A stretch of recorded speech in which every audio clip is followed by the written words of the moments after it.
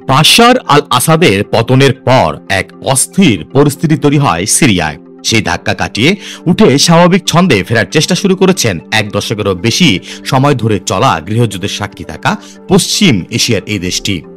সিরিয়ার স্কুলগুলি পুনরায় খুলে গিয়েছে, শুরু হয়েছে পঠন পাঠন, আবারও স্কুলমুখী হতে শুরু করেছে সে দেশের খুদে পড়ুয়ারা। রবিবার সিরিয়ার বিভিন্ন গির্জাতেও সমবেত প্রার্থনায় যোগ দিতে দেখা গিয়েছে খ্রিস্টান ধর্মাবলম্বীদের। একদিকে যখন ধীরে ধীরে স্বাভাবিক হওয়ার চেষ্টা করছে সিরিয়ার জনজীবন, তখন অন্যদিক থেকে সিরিয়ার উপর একের পর এক হামলা চালিয়ে যাচ্ছে ইসরায়েলি সেনা।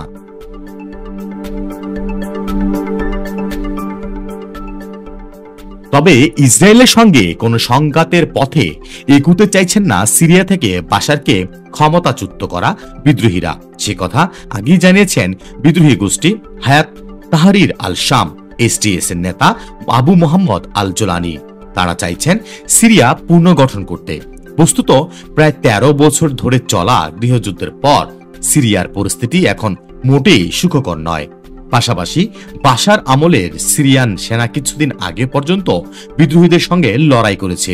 এই আবহে নতুন করে কোনো বহিরাষ্ট্রের সঙ্গে সংঘাতের পথে এগুনের পরিস্থিতিতেও এখন সিরিয়া নেই। এই অবস্থায় ইসরায়েলের বিরুদ্ধে সামরিক অভিযানের তুলনায় কূটনৈতিক সমাধানের পথ খোঁজাই সিরিয়ার জন্য শ্রেয় বলে মনে করছেন জোলানি। তাই বাশার পতনের পর সিরিয়ার পুনর্গঠনের দিকে জোর দেওয়া বেশি গুরুত্বপূর্ণ বলে মনে করেছেন তিনি। বাশারের আমলে সিরিয়ার এক স্বৈরাচারী শাসন কায়েম করার চেষ্টা হয়েছে বলে বারবার অভিযোগ উঠেছে। বিদ্রোহীরা তাকে ক্ষমতাচ্যুত করার পর থেকেই আন্তর্জাতিক বিভিন্ন মঞ্চ এবং মানবাধিকার সংগঠনগুলোর নজর রয়েছে সিরিয়ার দিকে।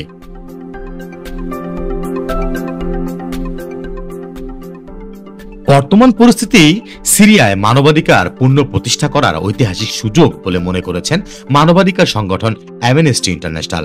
অ্যামনেস্টির মহাসচিব অ্যাগনেস কালামার্ডের মতে এই সময়ে ন্যায় বিচার সবচেয়ে বেশি গুরুত্বপূর্ণ, প্রতিশোধ নয়।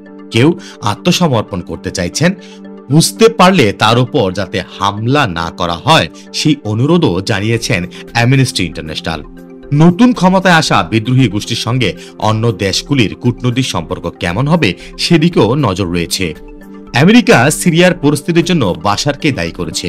সার্বভৌমত্ব প্রতিষ্ঠা এবং স্বাধীনতার জন্য সিরিয়ার সব গোষ্ঠীর সঙ্গে যোগাযোগ রাখা হবে বলে জানিয়েছেন ওয়াশিংটন। বাশার পতনের পর চীনও জানিয়েছে সিরিয়ায় ফের স্থিত অবস্থা ফিরবে বলে আশা করছেন তারা। বাশারের অন্যতম মিত্র রাষ্ট্র ইরান পরিস্থিতিতেও জানিয়েছেন তারা সিরিয়ার সঙ্গে বন্ধুত্বপূর্ণ সম্পর্কে আগ্রহী। নজর রাখছে রাষ্ট্রপুঞ্জের মহাসচিব অ্যান্তোনিও গুতেরেসের মতে স্থায়ী এবং শান্তিপূর্ণ ভবিষ্যৎ নির্মাণের জন্য ঐতিহাসিক সুযোগ পেয়েছে সিরিয়া।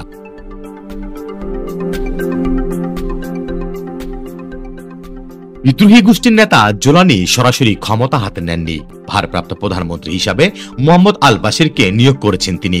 সংবাদ সংস্থা রয়টার্স জানিয়েছেন বাশারের পতনের পর নতুন ইসলামিক গোষ্ঠীর কি ভূমিকা থাকবে তা নিয়ে সংশয়ে ছিলেন সে দেশে বসবাসকারী খ্রিস্টান ধর্মাবলম্বীরা। তবে রবিবার দামাস্কাস সংলগ্ন বাপ দৌমার গির্জায় ভিড় করতে দেখা গিয়েছে তাদের। সমবেত প্রার্থনায় যোগ দেন খ্রিস্টান ধর্মাবলম্বীরা।